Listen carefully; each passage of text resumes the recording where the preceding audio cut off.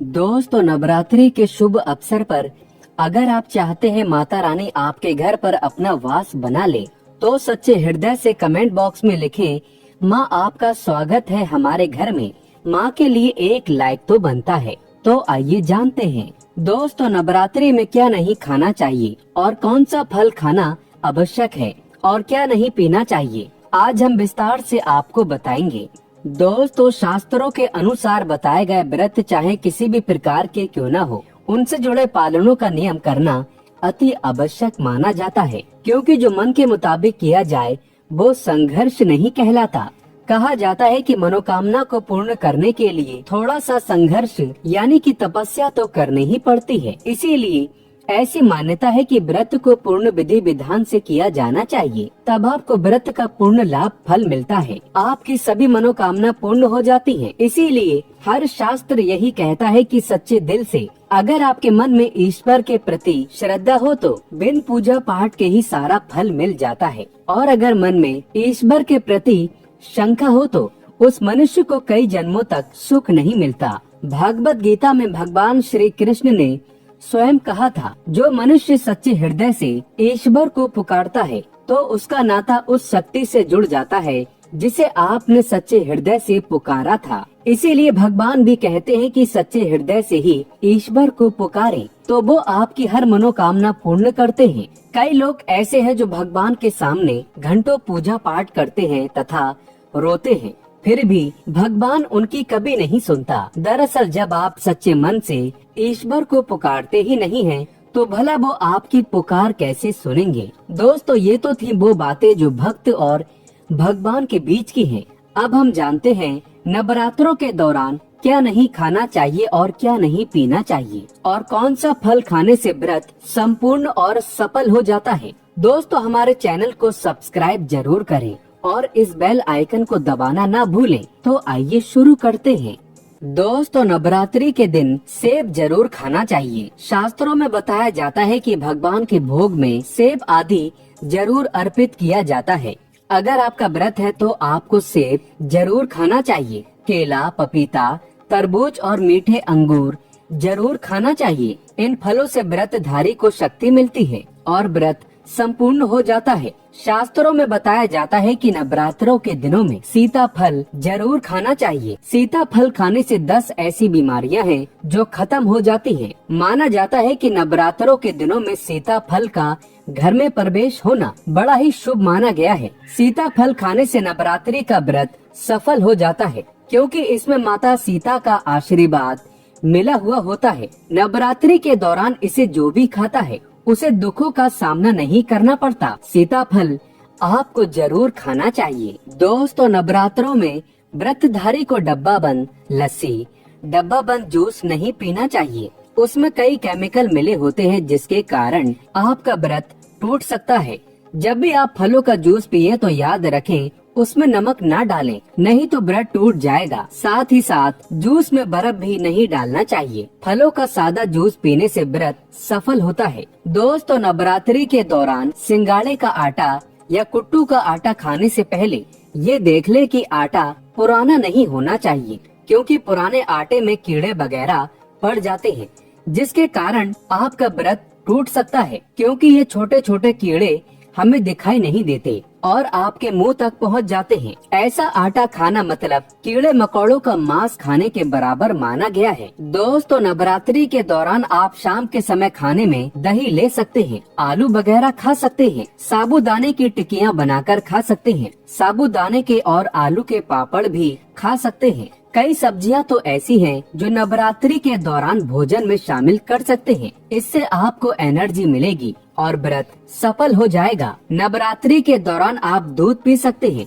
जो आपको ताकत देगा। चाय वगैरह भी पी सकते हैं, लेकिन याद रहे उसमें नमक ना डालें। एक बात का ध्यान रहे, व्रतधारी को पेट भर खाना यानी गले तक भोजन नहीं करना चाहिए, नहीं तो व्रत रखने का कोई भी फायदा नहीं होगा।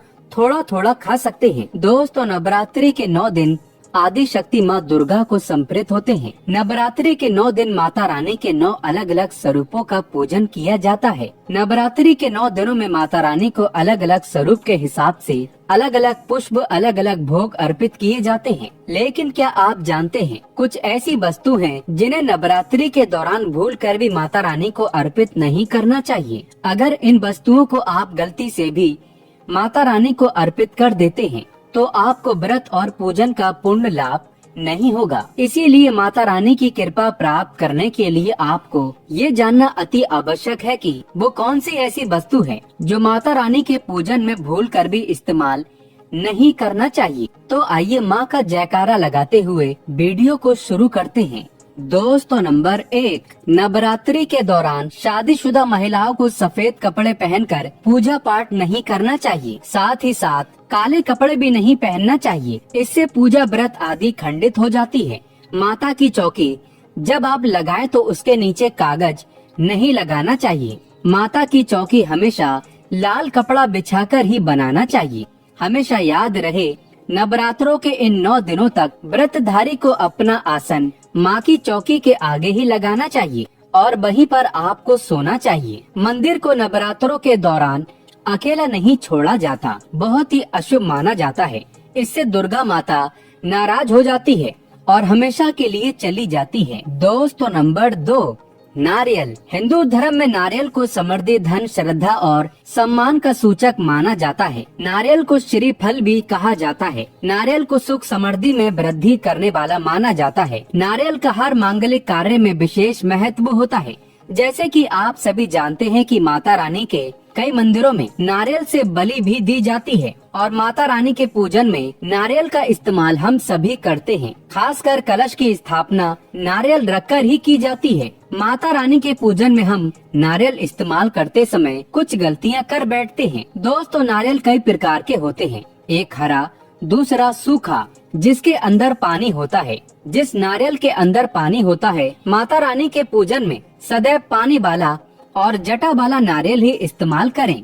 नारियल का पूर्ण होना चाहिए।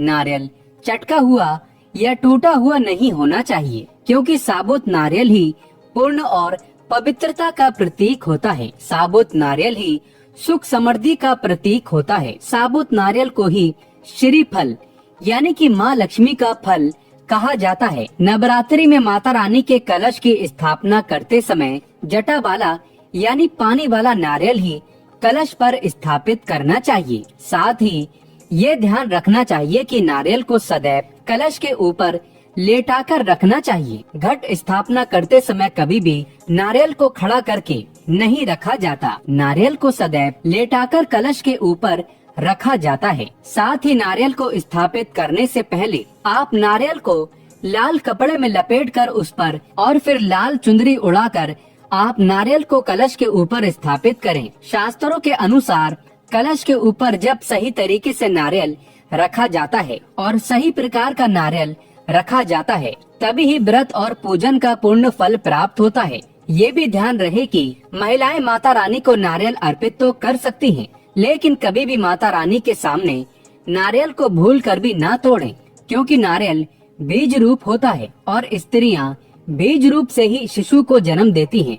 इसीलिए कभी भी महिलाओं को नारियल नहीं तोड़ना चाहिए। दोस्तों, नंबर 3, लौंग। लौंग हम सभी माता रानी के पूजन में इस्तेमाल करते हैं, लेकिन लौंग का इस्तेमाल करते समय एक बहुत बड़ी गलती कर बैठते हैं। हमेशा ध्यान रखना चाहिए कि माता रानी को सदैव फूल वाली लौंग ही अर्पित करना चाहिए। जिस लौंग के ऊपर फूल नहीं होता या फिर जिस लौंग के पीछे लकड़ी की डंडी नहीं होती, उसको आप माता रानी के पूजन में भूल कर भी इस्तेमाल न करें। फूल वाले लौंगों को ही पूर्ण माना जाता है और माता रानी के पूजन में कोई भी अपूर्ण वस्तु, कोई भी खराब वस्तु या टूटे हुए अक्षत इस्तेमाल नहीं करना चाहिए। इसीलिए सदैव माता रानी के पूजन में फूल वाली लौंग का ही इस्तेमाल करें। दोस्तों, नंबर 4, तुलसी के पत्ते अर्पित नहीं करने चाहिए। माँ दुर्गा के पूजन में तुलसी पत्र का इस्तेमाल करना वर्जित माना जाता है। तुलसी पत्र के अलावा आंवला भी माता रानी को अर्पित नहीं करना चाहिए और दुर्वा भी माता रानी को अर्पित नहीं करना चाहिए। दुर्वा भगवान श्री गणेश को अति प्रिय है। नवरात्रि में आप भगवान गणेश को दुर्वा अर्पित कर सकते हैं। भगवान विष्णु जी को तुलसी के पत्ते अवश्य अर्पित कर सकते हैं, लेकिन माता रानी को भूलकर भी तुलसी के पत्ते या दुर्वा अर्पित न करें। माता रानी को सफेद फूल भी अर्पित न करें। माता रानी को सदैव लाल रंग के फूल अर्पित करने चाहिए। लाल रंग के फूल माता रानी को अति प्रिय हैं। खासकर माता को गुड़हल और कमल के फूल अति प्रिय हैं। शास्त्रों में बताया जाता है कि घर में माता रानी की 2 या 3 मूर्तियां या फोटो नहीं होने चाहिए। इस बात का भी आप विशेष ध्यान रखें कि माता रानी के पूजन में कोई भी खंडित चीज इस्तेमाल न करें। खंडित चीज जैसे कि चटका हुआ या टूटा हुआ दीपक या फिर चटका हुआ कोई बर्तन। साथ ही ये भी ध्यान रहे कि लोहे के और प्लास्टिक के बर्तन आप माता रानी के पूजन में इस्तेमाल न करें, क्योंकि प्लास्टिक के चाइनीज बर्तन हड्डियों के पाउडर से मिलकर बनते हैं। ऐसा न करें। ऐसे बर्तनों को माता रानी के पूजन से सदैव दूर रखें। माता रानी को जो पुष्प अर्पित कर रहे हैं उन्हें सूंघे नहीं। सूंघे हुए फूल या गिरे हुए फूल या फिर मुरझाए हुए फूल माता को अर्पित न करें। दोस्तों, कमेंट बॉक्स में लिखे जय माता दी। जानकारी पसंद आए तो एक लाइक तो बनता है।